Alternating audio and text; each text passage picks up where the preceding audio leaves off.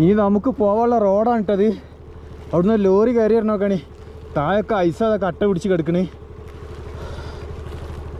ഞാൻ ലോറിക്ക് സൈഡ് എടുക്കാൻ സ്ഥലം ഉണ്ടാക്കണം ഇനിയിപ്പോൾ. ചാറ്റൽ മഴയും ഒരു കഥ.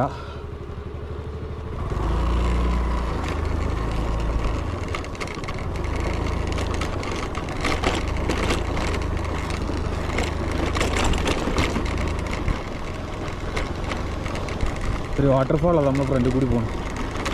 മുകളിൽ നിന്ന് മഞ്ഞ് ഉരുകി വരികയാണ്, ഐസ് ഉരുകി വരികയാണ്.